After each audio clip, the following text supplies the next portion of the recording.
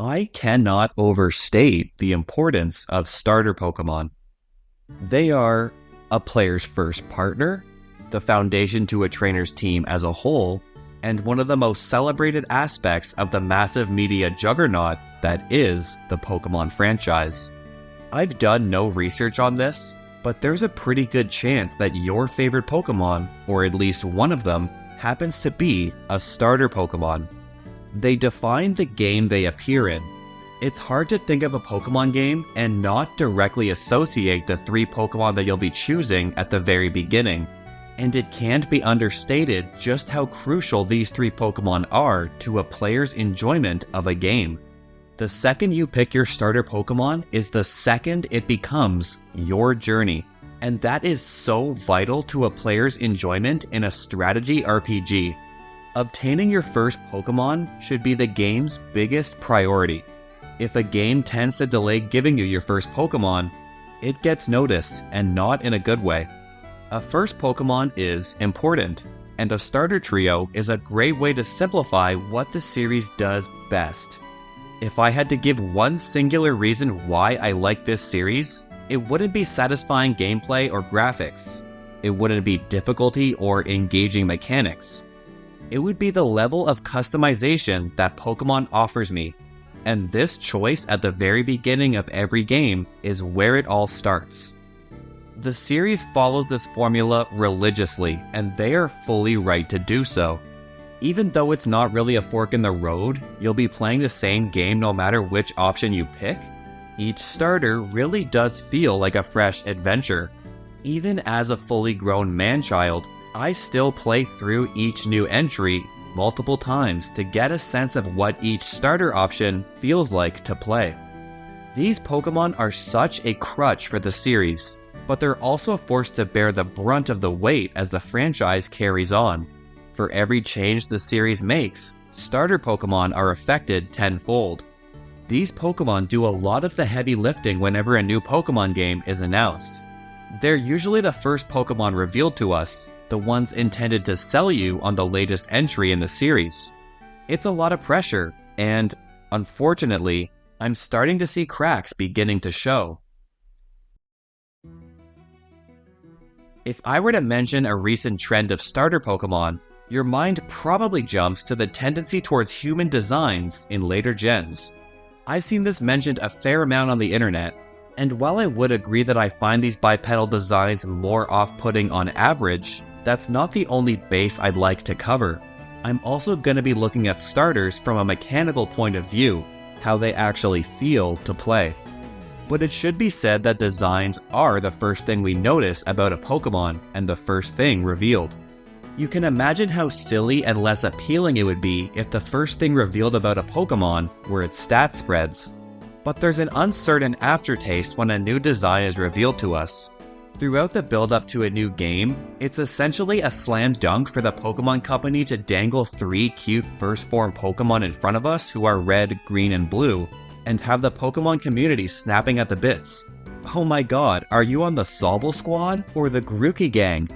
And I don't want to undermine how difficult it is to design a cute and appealing creature, and how great Pokémon is at doing it time and time again. But when first forms are revealed nowadays, there's always a voice in the back of our heads, worrying where these designs are going to go. Simply put, Pokémon are a fantasy version of real-life pets, and this is most easily understood when they closely resemble animals. I'm not saying that all Pokémon need to be animals. We've been getting object and humanoid Pokémon since Gen 1, but Pokémon like Mr. Mime are appropriately tongue-in-cheek. It's intentionally creepy, and its uncanny resemblance to a human is the joke. Machamp is in the same bipedal boat. It's not quite as silly as Mr. Mime, and with its bulking muscles, it could be seen as intimidating in the right light. But its goofy face, fat mouth, and the fact that it's walking around in its underwear reminds you not to take this Pokémon too seriously. If you were walking down the street with your Machamp, you would maybe expect some confused looks or maybe even snickering from passers-by. Starter Pokémon don't have the luxury of being silly like these other guys, at least not in their final forms. They're almost always intended to be outright cool. Even an animal as silly and playful as a chimp turns into this epic fire-wielding warrior ape in its final form. I'm not knocking this. Infernape might just be my favorite starter Pokemon of all time. What I am saying is, when you try to blend the coolness of a fully evolved starter Pokemon with the bizarreness of a humanoid creature, you're left with designs that are just off-putting to many. I just can't imagine a lot of people wanting a Pokemon like Inteleon as a pet, boasting a slender and slimy form with a look on his face that implies that this Pokemon is well aware of the implications that come with having a bidet for a finger.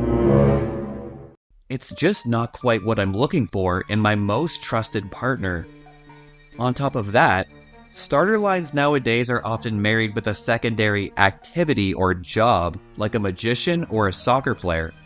This is, presumably, to be relatable to the player or to give these Pokemon more personality. Maybe you're a musician and weren't sold on the Grookey line until you saw it pick up the drums. But with more alleged personality comes more resemblance to a person, and I don't think that's a good thing. I think it's far more likely that you aren't a musician or don't feel much connection to them, and therefore felt alienated by Rillaboom or any of the other two options for that matter. Adding a 9-to-5 job to these wild animals is just a level of complexity that I don't think many of us asked for. I don't automatically hate a humanoid starter Pokemon, but I think many of us have grown tired of the series' dedication to it. This concept debuted in Gen 6, where the starters were based on common fantasy RPG classes, Chestnut being a bulky paladin, Delphox being a mage, and Greninja being a rogue. I think these were all implemented pretty well, and they did a great job keeping the animal-like qualities intact. Gen 7 is a little bit worse for wear, with Litten growing from a cute house cat into a bipedal wrestler, but there still is another less offensive option in Primarina, a mermaid/sea lion who can sing, something many animals can actually do, as well as Decidueye, who is a decent middle ground between the two. But Generation 8 is where many started to roll their eyes, I think, as all three options are pretty objectively human. If you don't like that, and many don't, tough luck. This is all you get. And this is what inspired me to make this video in the first place. Sword and Shield gave me the worst feeling you can possibly get in a Pokemon game. I don't want to pick any of these starters. I don't like any of their designs. Of course, it's just my opinion, and I'm sure most people like at least one of these choices, but for me, it was a wake-up call, and it directly affected my enjoyment of the rest of the game. My issue with the Gen 8 starters isn't that they're humanoid, it's that they're all humanoid. Luckily for me, I think Gen 9 was less obtrusive. Sure, we have Quackavolt, who is my least favorite of the three, but I at least like how it seems intentionally silly and fun, which is a change from anything we'd seen before. And as long as we have a more beastly, animalistic design like Skeledirge mixed in, I think most of us will be kept happy. That's the factor that makes the starter choice so appealing: diversity and variation between each option. The Paldean starters have an okay amount of variation design-wise, and I do commend them for that. But design only gets you so far. When I look at recent starter trios from a mechanical point of view, I'm even less satisfied. I don't think I'm rocking your world when I tell you that Pokemon is pretty formulaic. So of course, we're forced to see the same iteration of the grass, fire, and water starters in every single entry. I don't think that they should pull away from these three types since the matchups are so easy to understand. But it needs to be said that as we get into the newer entries, it's hard for starter Pokemon to differentiate themselves from the versions that came before. It's a tall order to be the 9th version of something and have the added pressure of being one of your game's main selling points. If you don't like the early evolving bug of this generation, you can just shrug it off and move on with your life. This is not so with starter Pokemon. You will pick one of these, and the game will tell you that it's one of the most important decisions on your journey. Dogpiling on the stress of repetition comes the grim reality that Pokemon's mechanics just aren't that complex, and don't allow for much diversity either. How many times have we seen one physical attacker, one special attacker, and one bulkier option that's slightly slower? There just aren't too many ways to customize these 6 stats. And because of the fact that they have to be grass, fire, water, starter trios these days are almost forced to differentiate themselves by adding a dual typing.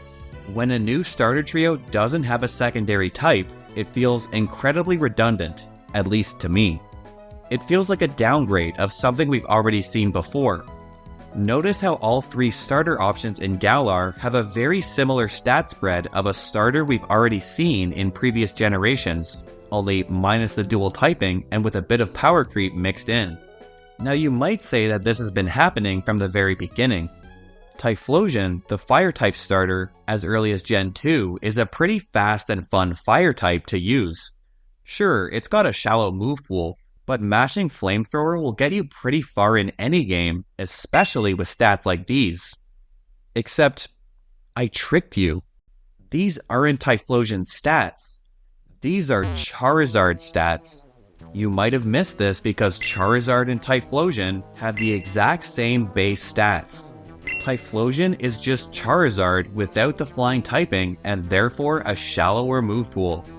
As a result, it's hard not to see Typhlosion as a sort of downgrade to its predecessor. I can imagine a lot of kids would be heartbroken if they found out that their best pal was a carbon copy of the original. Of course, many people still like Typhlosion despite this fact, myself included. But when he plays so similarly to another Pokemon that came first, I can only think of a couple reasons why somebody would prefer Typhlosion over Charizard. 1. You played Gen 2 before Gen 1 and therefore grew attached to Typhlosion first. Or 2. You like Typhlosion's design better and don't really care that its stats are copyrighted. Both of these reasons are fair enough. Again, I'm not knocking you for liking Typhlosion or any starter with a similar predecessor, but with so much being repeated stat-wise, even more pressure is put on the only remaining factor, design. Not only does redundancy take a lot of substance out of your decision at the beginning of your journey, but as we've already said, the starter designs in recent generations aren't exactly batting 1,000. And I think that the Pokemon Company is aware of how big a threat redundancy is to this series, at least to a degree. And so, 4 out of 5 of the most recent starter trios have all had dual typings for, presumably, this very reason. These being Kalos, Alola, Hisui, and Paldea.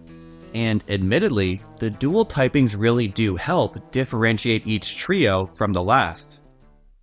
Except, do they really? The designers seem laser focused on making these secondary types another type triangle. For example, Dark beats Psychic beats Fighting beats Dark. Admittedly, it was pretty cool the first time we saw it back in Gen 6. But 3 out of these 4 dual type trios have been Dark, Fighting, and something else, usually Ghost. How many times are we going to repeat this specific pattern until they finally mix it up again? I'm glad they tried this type trio once or twice, but at this point, it's almost as beaten to death as Grass, Fire, Water.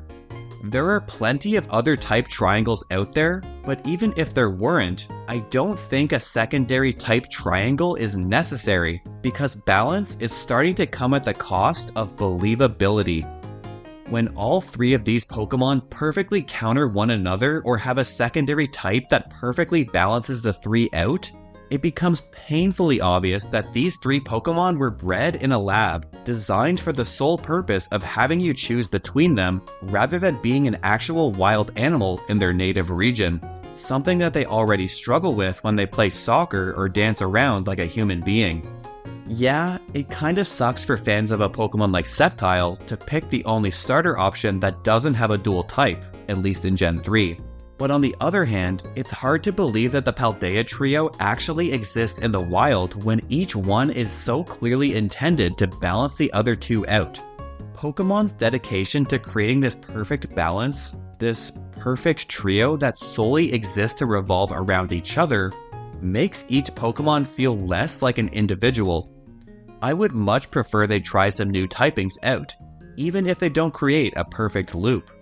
If we were to get a trio with some type combos that we'd never seen before in a starter, surely that would feel a lot more refreshing. Personally, I would love to see a water-ice type starter, or maybe a fire-steel type for that defensive fire starter I've always wanted. A fun type like electric would be cool as hell no matter what type it was paired with.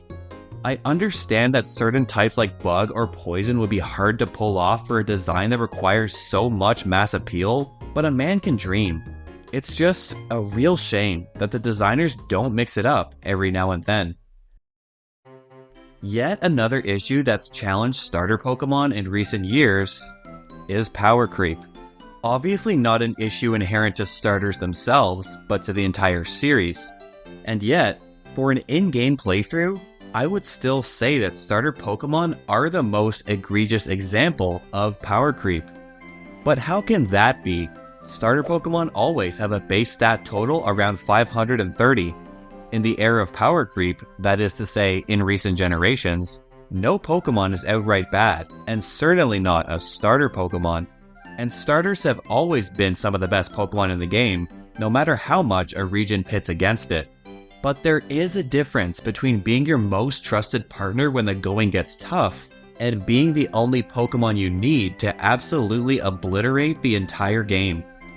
And this difference is pandering. It is so vital that you enjoy using at least one of these three options that the designers feel the need to buff them to high hell in newer entries. This so-called pandering can come in many forms, but it usually ties into a region's generational gimmick.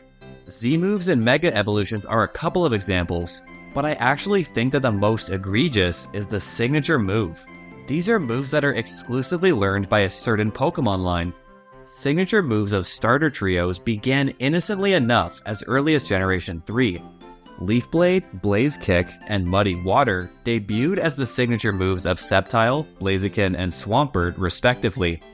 These weren't game-breaking moves, but instead some nice bread-and-butter stab options for each starter. These moves were given to other Pokemon lines as well in later generations after they'd served their purpose. Fast forward to Generation 6, where once again, each Kalos starter gets their own signature move. No other Pokemon in Kalos can learn Spiky Shield, Mystical Fire, and Water Shuriken. And Mat Block. Okay, I guess Greninja gets 2. Again, these aren't overly strong, but also do a good job conveying the vastly different playstyle of each starter. Chestnut is the Thorny Wall to tank those physical hits, and so Spiky Shield, a move that prevents him from getting hit, while afflicting a bit of damage back to the opponent if it uses a contact move, is a natural fit. The Dark Mage Delphox might prefer to sacrifice a little bit of base power in Mystical Fire in exchange for a 100% chance to lower the opponent's special attack by 1 stage. And the ever-elusive Greninja is a perfect fit for a quick priority move like Water Shuriken. All three are inoffensive moves that enhance the character of their respective Pokemon. But Generation 7 becomes a bit of a turning point. Every starter Pokemon from here on is gifted a signature move of at least 80 base power in their best attacking stat, with secondary effects that get increasingly insane as the generations go by. In Gen 8, Inteleon's signature move, Snipe Shot, is an 80 base power special attack, with a high critical hit ratio. Nothing ridiculous, right? Almost like a water-type Leaf Blade. But just one generation later and we see Meowscarada, who runs Flower Trick, a slightly lower base power of 70, but with a 100% chance to crit. Pretty insane, right? That's basically a stab 105 base power move that ignores defensive buffs. But what if I told you that Meowscarada actually has the worst signature move out of the three? Quaquaval and Skeledirge each have 80 base power stab signature moves with a whopping 100% chance to increase Quaquaval's speed and Skeledirge's special attack. These moves are enough to run away with any fight, and all three of them can break the Paldea region in half. That alone is bad enough, but what really rubs me the wrong way is the fact that they're all just a super strong attacking move. They call on the player to play each option the exact same way. Just learn their respective signature move upon evolving, and then use them as a physical or special sweeper to dunk on the remainder of the game. Again, there's no differentiation between them like we saw in Gen 6. When I first saw Skeledirge's bulky stats combo with a defensive ghost typing, I thought the designers were finally going to commit to a defensive fire starter option, similar to Empoleon or Meganium. A Pokemon whose merit comes from its ability to wall, not necessarily to dish out attacks. See, Fire is actually a pretty defensive typing, with the second most resistances in the game next to Steel. Despite this, Fire is almost always used offensively. It's so easy to correlate Fire with Destruction and therefore offense. But I've always wanted a Fire starter forced to resort to Sustain rather than all-out attack, relying on moves like Fire Spin, Will-O-Wisp, and maybe Morning Sun. Maybe some fun moves like Perish Song thrown in. Or maybe Skeledirge's ghost typing could give it recovery via Pain Split. Maybe our signature move could be the first fire type move that drains HP, almost like a fire type Giga Drain. But of course, instead we just get an insane special attack stat accompanied by one of the most broken moves we've ever seen, and the game is just over from there. Just click Torch Song until you win. Do these stat spreads even matter anymore when we know we're going to be relying on the signature move anyway? It feels like designers are more concerned with making the starters feel powerful than they are making them feel new or interesting. I think they've got their priorities mixed up, considering that this series has been serving us variations of the same dish for decades. Of course, I know that this defensive build would make Skelly way less optimal, but when all three options are this game-breaking, it doesn't really matter which one you pick. It's just which color of laser do you want to blast through the game with. All these starters do the exact same thing. Tear through Paldea without a second thought with their super strong stab signature move. Make no mistake, these three Pokemon are some of the best Pokemon in Scarlet and Violet, if not the best. There used to be diversity here. A sort of easy, medium, and hard mode that the game would outright acknowledge. Each one felt like a different journey, either in difficulty or style of play. Superior can't just mash through enemies like Emboar can. He's reliant on acting fast and setting up Coil or Leech Seed to wear down the opponent over time. You used to be challenged in your decision as well, which helped create a story between two partners. Your rival would pick the type that counters yours in early generations.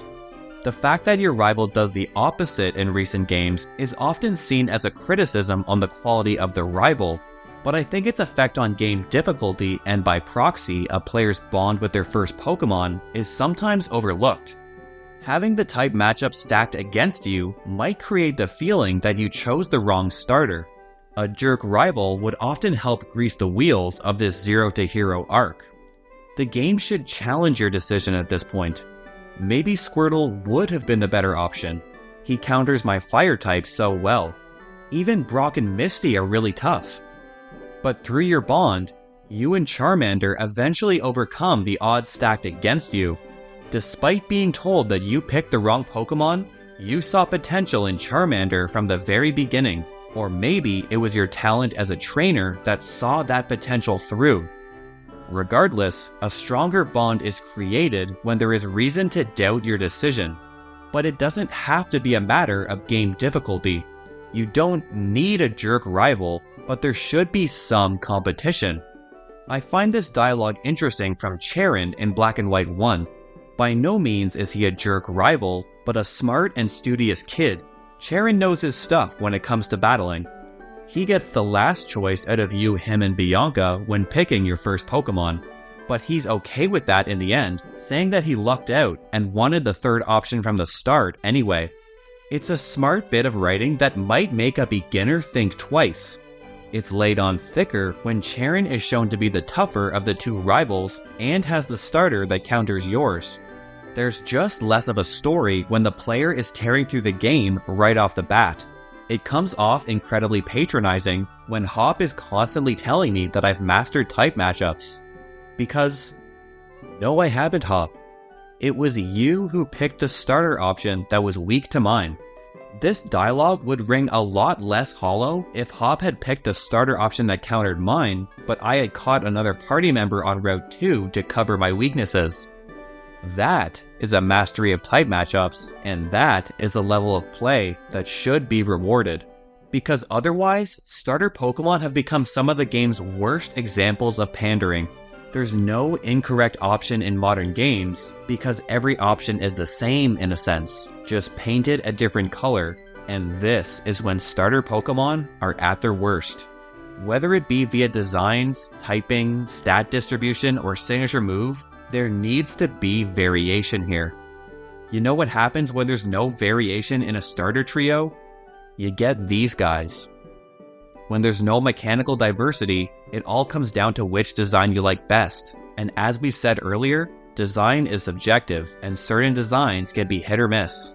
I understand that starters are shackled to forever being tied to the fire, water, grass triangle, and that there is a ton of pressure on these guys to sell us the new set of games. I get why the designers feel the need to play it safe, but I also don't think they've done everything they can to keep starter trios feeling fresh. If you ask me if starter trios are headed in the right direction, I would say no. I'm sorry if I offended your favorite starter in this video. I get why that would upset you. Again, starter Pokemon are the most important designs in the series, and so many of us feel such a strong connection to them. If you told me that you like Totodile more than some of your family members, I wouldn't agree, but I would understand. But it's a lot of weight for these poor Pokemon to bear, and I think the cracks are starting to show. I hope that the series puts more focus on differentiation, not just from the other two options, but from previous iterations of the trio. Because the fact is, after 20 years, Grass, Fire, Water just isn't cutting it anymore. It's nice when the designs pick from 3 different animal kingdoms, which they often do, but nowadays they often end up in the same place in their final evolutions.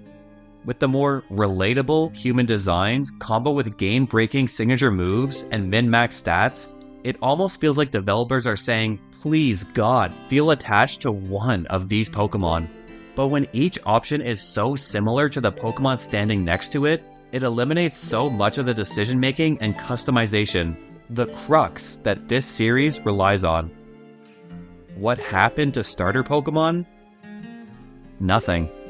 They're the same as they've always been.